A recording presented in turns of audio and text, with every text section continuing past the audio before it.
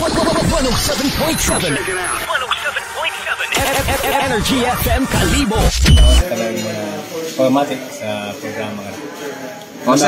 Marami kaya sir do proyekto nga ginatusok ni Council 54 para sa tanan, especially sa Boracay. Sir, do daya karang development sa contract signing makarong adlaw. Party sa signing dayang mahaba no mabuhay natin nga advocacy no inahandong naton nga number 1 na bilang ang reklamo katon ay ang queuing nato no the conscious kita sa GT4. So ang digitalization nga ag sa unified ticketing ay bahaw ng bulig no. So para kakon mabahaw ng bulig para sa atin nga mga bisita na gasgod sa Boracay para mas padasig ang pagsuod at pagbuhat sa Boracay. Pag ginaba nga unified Sir SL, ano ro magiging system proseso dayon karon matabo? Ang ginahambal ito ng unified dahil makara sa presidente ay bago ka makasuod sa Boracay ay may tatlo ikaw ang booth no kapag aduna no o agyan. Diba ka ikaw terminal? So, gaba kay environmental, gabaya di ka sa pambot. Apat pa nila dili may atong pag-verification ng registration. Bali apat ang counter na so medyo mahaba, no? So, ang unified nila ay pwede ka purchase online, no? Pag purchase mo online, maka-terminal, environmental, agang boat ticket, no? Ang registration ay exempted na. Dahil ito mismo mga data ang sa pagbakag mo ticket, no? Pag-abot mo sa JP Port, ay may counter. Pag-abot doon, di may QR code ka na. May scanner may karoon, i-scan lang, dito ka dayo. Intended na sir para sa mga foreign tourists nato yung nagpag-Boracay? Para sa tanan. Para sa tanan. Pero para sa paying tourists, no?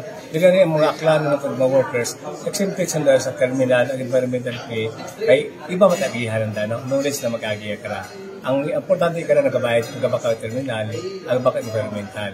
So, madaywa kitang linya na sa GT Port. So, iba ang atong nadagan para sa mga workers sa Baclanon. Dahil exempted sa terminal, environmental, both lang ng biyaran, sa iba ng kagyan. So, atong mga paying tourists, so, yagis na mamagi ka na. So, bukod sa makabakal sa online, in advance, open matagyapon natin nga manual, no? Kung sino matahila mag-avail sa atong weekend na gusto mo na mag-online at magbakal no na sa magpila ay available matang atong manual para sa mga weekend sa mga on-site nga bakal ticket. Gusto mo mawon maging minus. May adjustment kita sa payment tayo sir, may pagkaan. Base sa atong ang ating ang terminal anay provincial government ang environmental at LGU Malay at ang buti kita na lahat ko man. So ang tatlo wala nagauman ang harap service provider na doon may andar tawag nga convenience fee. Nakasugot ka naman tanan mahaba nga proseso ng may andar plus 70 pesos per head. So ang bitaha rogadugang sandait ga-charge at 70 pesos nga convenience fee lang. Online or walk-in sir? Yes, online or walk-in. Sir, ano ro difference at Boracay iPass ag dayang unified automated ticketing system? Hindi pa ginagawa masyado ang kabisado nun sa mga IT ra. Pero para kakong parehas ba lang, no? Present na nga gabaligya at mga tickets online. So ang iPass, iba na nga service provider. Ang harang top line, iba man nga service provider. Bali, daywaw ndo daywaw natin na, Pero ang atong concept, ay baton kita at sari-sari mga players provided na maging one umbrella. Halimbawa, bumakay ka sa top line, bumakay ka sa SurePay, bumakay ka sa Piso Pay, dapat pag-abot ito sa GT Port, isa lang machine ang imong agyan. Pero for the meantime, ako pagkaitindi ka rin, hiwalay anay. Dahil may istorya masandara dahil mga service provider kung sino ang ma-develop software na i-acknowledge na ang QR code.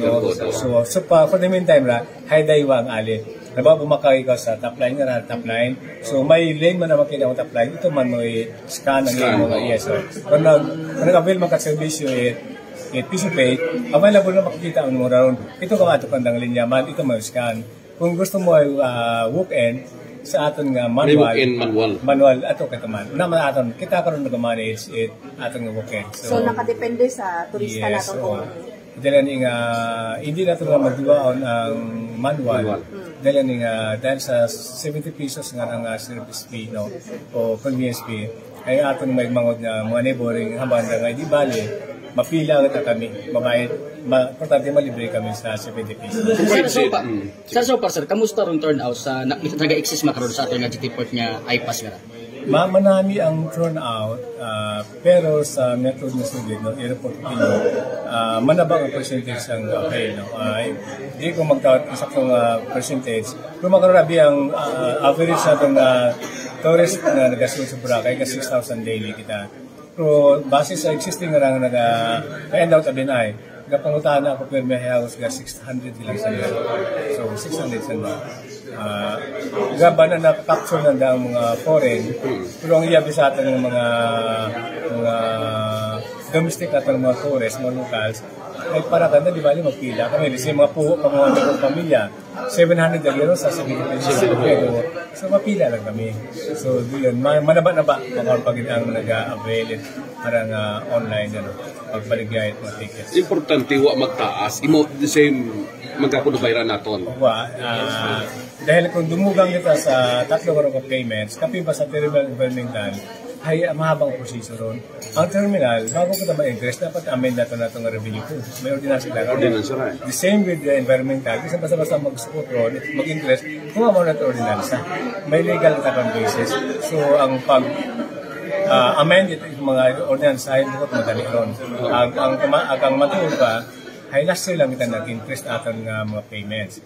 So, masabog magmanami nga makaragi ay mag-propose kita mag-interest man kita. Yes, siguro kay agaw isa naman finally ano ro imong suggest and force tawagan sa aton yung mga maging bisita niya sa bilog nga probinsya.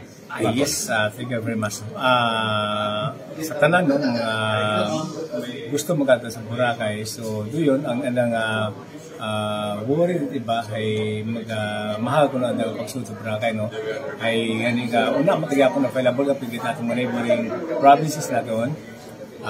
Tiki, Capiz, Libo, Negros. Available kaya po natin ng manual, no?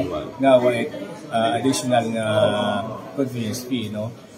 Gusto ko mag-report sa inyo tanan, sa tanong mga data sa partner at sa media, nga kiyo kay report, ako pa report ng governor.